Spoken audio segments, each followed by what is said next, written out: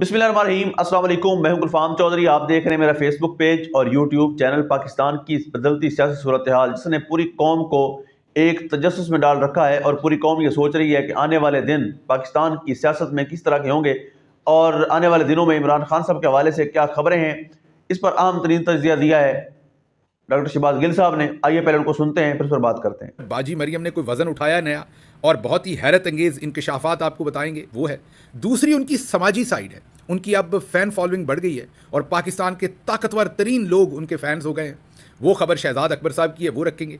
और फिर तारिक मतीन साहब ने एक खबर दी है जो उनके ख़ानदानी साइड की है, उनकी घरेलू साइड की है, उसको भी आपके सामने रखेंगे। तीनों खबरों का ताना बाना है अवाम के साथ, क्योंकि वो एक अवामी शख्सियत हैं और नून लीग खुद बताती रही है माजी में कि जो अवामी शख्सियत होती है उसकी शख्सियत का हर पहलू अवाम के इंटरेस्ट में होता है और इसलिए नून लीग खुद ऐसे सवालात पूछती रही है। तो अब उन तमाम चीज़ों को उसी एतबार से कवर किया जा सकता है। तो पहली खबर की तरफ चलते हैं जो सफारती एतबार से इंपॉर्टेंट है। तो जो फुफ्फो सास हैं उन्होंने अपना रोल भरपूर अदा किया है शादी में। दुल्हन तो बेचारी परेशान ही थी, बल्कि एक और आपको तस्वीर दिखाते हैं। इस तस्वीर में खबर सफारती देनी थी लेकिन निकल किसी और तरफ गई है, पहले वो बता दूं आपको। इस तस्वीर में दुल्हन की बहन भी आके साथ खड़ी हुई थी। ये हमारे ज़राए बता रहे हैं जो उस वक्त शादी में मौजूद थे।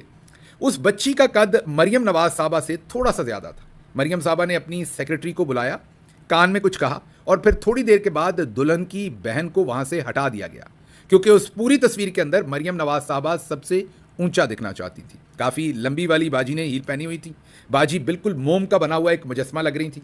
अब जो बाजी से नफरत करते हैं वो तो सारे ये कहते हैं कि बाजी प्लास्टिक की बनी हुई थी, शादी पे प्लास्टिक लग रही थी, आर्टिफिशियल लग रही थी, जाली लग रही थी। मेरी तो वो बहन है, मैं तो इतनी कदूरत उनसे रखता नहीं, इसलिए मैं ये कह रहा हूँ कि वो मोम की बनी हुई थी, परी लग रही थी बाजी। बिल्कुल बिल्कुल कहीं से नहीं लग रहा था कि वो थोड़ी सी स्पेस अपनी बेटियों को देना चाहती हैं जो उसी शादी में थी, और जाहिर है वो थोड़ी सी स्पेस अपने भतीजे की बीवी को भी देना चाहेंगी जिसकी शादी है और उसे ओवर शैडो नहीं करना चाहेंगी। सोचिए उस बच्ची के बारे में जिसकी शादी थी और एक तरफ उनकी फुफ्फो सास जो चीफ मिनिस्टर हैं। लेकिन जो तस्वीरें खिंचवा रही थी बाजी और जिस तरह से हंस हंस के तस्वीरें खिंचवा रही थी, लग रहा था कि आज दिन बाजी का है, उस दुल्हन का नहीं है। बहरहाल इस काम के लिए भी इंसान को एक डिफरेंट लेवल का ही सेल्फिश होना पड़ता है। डिफरेंट ही लेवल होता है इंसान के सेल्फ सेंट्रिक होने का, और बहुत ही मैं ये कहता हूँ कि सफाकी होनी चाहिए इंसान में कि किसी का एक ही दिन इंपॉर्टेंट होता है। बच्चियों के लिए खुसूसन उनकी शादी, उस दिन भी फुफ्फो सास ने सारा मेला खुद ही लूटा। तो ये तो मैंने आपको बता दिया। चलें, ये तो एक बड़ी घरेलू साइड थी। अभी तारिक मतीन साहब ने भी एक घरेलू साइड कही है, उस पर भी बात करेंगे। लेकिन ये तो मुझे अजरा तफन्नन ये बात याद आ गई क्योंकि हमारा जो सोर्स था वो वहाँ मौजूद था और उसने बताया कि इस तरीके से बाजी ने उस बच्ची को तस्वीर में से निकलवाया, क्योंकि उसका कद जो है वो ज़रूरी नहीं उनकी सगी बहनों को कज़न हो सकती है, लेकिन वो दुल्हन की साइड से वो खातून थी, बच्ची थी, और उसको तस्वीर से निकलवा दिया गया और एन उस जगह पर बाजी आके खड़ी हुई क्योंकि बाजी ने ऊंची जगह के ऊपर या सबसे ऊंचा नजर आना था। पर सफारती तौर पर जंदाल साहब, जी हाँ, आपको पता है कि हिंदुस्तानी टाइकॉन जंदाल, वो पहले भी जब नवाज़ शरीफ गए थे हिंदुस्तान तो आपको याद होगा कि कश्मीरी हुर्रियत रहनुमाओं को छोड़ के जंदाल के घर चले गए थे। वो मशहूर ज़माना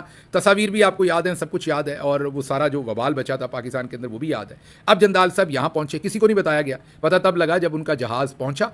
और जहाज़ पहुंचने के बाद आज के सोशल मीडिया के बच्चों ने, जिनसे चौधरी निज़ामुद्दीन को, मरियम साहबा को, पाकिस्तान के जितने भी कायनात वाले चचा और दूसरे लोग हैं उन सबको जो बहुत ज़्यादा मसला है, उन्हीं बच्चों ने खुरा निकाला और ये खबर दी कि जंदाल साहब यहाँ आए हुए हैं। अब जो हमारे ज़राए बता रहे हैं वो ये बता रहे हैं कि एक खुफिया कमरे के अंदर एक मीटिंग हुई जिसमें शहबाज शरीफ को नहीं आने दिया गया। जी हाँ, आप दुरुस्त सुन रहे। इस खबर में हिंदुस्तान से जंदाल थे और वो दो खास लोगों को साथ लेकर आए थे। उन लोगों के नामों का हमें नहीं पता, हमारे सोर्स को भी उनके नामों का नहीं पता, लेकिन वो कोई ख़ास लोग थे जिस तवज्जो से नवाज़ शरीफ और मरियम साहबा और घर के दूसरे लोग उनसे मिल रहे थे।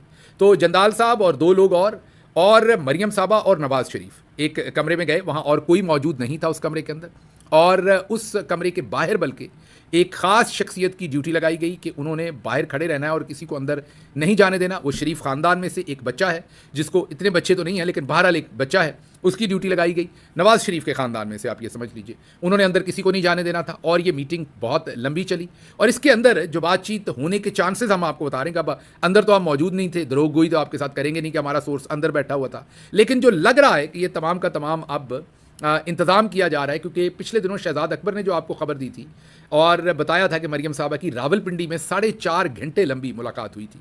वहाँ पर जो बातचीत हुई थी वो हमारे अब इल्म में है और हम आपको बता भी चुके हैं कि उसमें मरियम साहबा को एक तो ये कहा गया था कि अपने जो प्यादे हैं उनको उतारें, अंग्रेज़ी में ट्वीट लिखें रिचर्ड के ख़िलाफ़, और फिर ये भी कहा गया था कि इंगेज करें वाशिंगटन DC में जो लोग हैं आप लोगों के, या उनको पैदा करें वहाँ पर और एंगेज करें और ट्रंप की एडमिनिस्ट्रेशन आने से पहले पहले हमारे लिए हालात ठीक करें। अभी कल परसों से आपको ये भी खबर लोगों के सामने आ चुकी है, शहजाद अकबर भी दे चुके हैं, दूसरे लोग भी, कि जो बिलावल जरदारी हैं वो army chief general Asim Munir को पसंद नहीं है उतने ज़्यादा। अब पता नहीं क्या वो उन्होंने लफ्ज़ इस्तेमाल किया कि पर्सनैलिटी क्लैश है कोई। अब पर्सनैलिटी क्लैश क्यों है, अदावत क्या है एक दूसरे के साथ, किस तरह की कोई मुकाबला है किसी चीज़ के ऊपर, मतलब क्या है, किस चीज़ की अदावत है, ये हमें भी समझ नहीं। शहजाद साहब ने भी खुल के बात नहीं की, लेकिन शहजाद साहब ने ये बताया कि वो उनको बहुत ज़्यादा पसंद नहीं करते।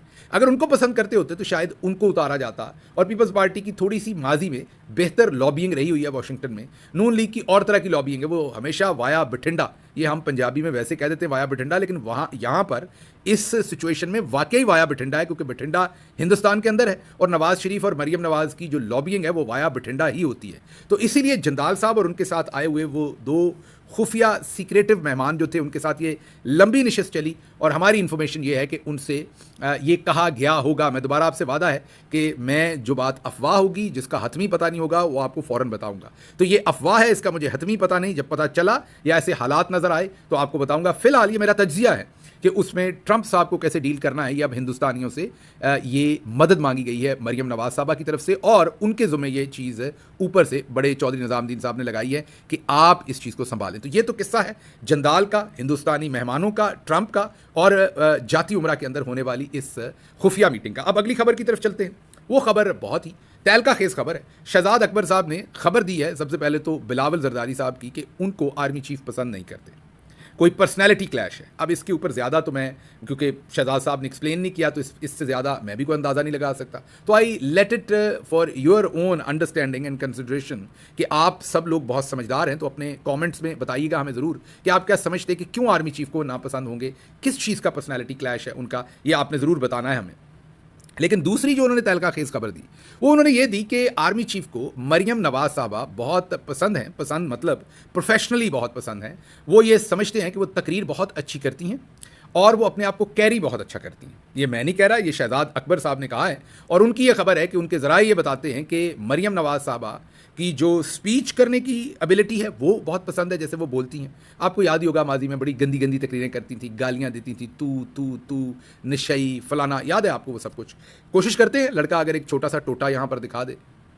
बदतमीजी की सियासत छोड़ो, मंशियात ज़दा शख्स, ज़हनी मरीज, बदबूदार, गंद, घटिया आदमी इधर देखा है, नौसरबाज, मकरूह किरदार, बंदर है, उसके हाथ में माचिस है, मंशियात का आदी है। मरियम नवाज शरीफ ना बदतमीज है ना बेअदब है, बुज़दिल आदमी, नशा करके बेसुध पड़ा होता है, बद किरदार शख्स, गीदड़ों का बाप, सबसे बड़ा चोर, गीदड़ के कारकुन भी गीदड़, नशे की हालत में होता है, चूहे की तरह फितना खान, बद तहजीब शख्स, शैयों का पता है ना कहाँ पड़े होते हैं, कब्रिस्तानों में उल्टे मुंह पड़े होते हैं। तो मरीम साहबा की शायद ये वाली तकरीर जनरल साहब को बहुत ज़्यादा पसंद हो, अकॉर्डिंग टू शहजाद अकबर साहब। फिर वो कहते हैं वो अपने आप को कैरी बहुत अच्छा करती हैं। अच्छा, ये मैंने भी फ़र्क देखा है। मरीम साहबा यूँ तो हमेशा से ही बहुत ज़्यादा माशाल्लाह से कपड़ों का ख्याल रखती थी, अपनी लुक्स का ख्याल रखती थी हमारी बहन, लेकिन पिछले जब से हुकूमत या उससे पहले जब से हवा बदली है, जब से उनकी चढ़ाई शुरू हुई है, या पिछले तकरीबन 2 साल से मैं ये देख रहा हूँ कि मरीम साहबा कुछ ज़्यादा ही एफर्ट कर रही है। तो लग ये रहा है कि जो उनके फ़ैन हैं, अब फैन फॉलोइंग उनकी खुल रही है किसी एक शख्सियत की। जी बिल्कुल, जिस तरह से आपने सुना डॉक्टर शहबाज गिल साहब ने इस पर डिटेल से बताया कि इस वक्त पाकिस्तान तहरीक इंसाफ के हवाले से क्या अपडेट्स हैं, इमरान खान साहब के केसेस के हवाले से क्या अपडेट्स हैं, और पाकिस्तान की सियासी सूरत हाल में सियासी जमातों का क्या किरदार है, कौन कहाँ पर खड़ा है। और ये सुनने के बाद यकीनी तौर पर जो पाकिस्तान का सियासी सिनेरियो है वो वाज़ेह हो जाता है, और लगता यह है कि आने वाले दिन पाकिस्तान की सियासत में बड़े अहम तरीन साबित होने जा रहे हैं और आने वाले दिनों में बहुत बड़ी तब्दीलियाँ मुतवक्के हैं। अल्लाह पाक वतन अजीज़ का हामी और नासिर हो। पाकिस्तान जिंदाबाद।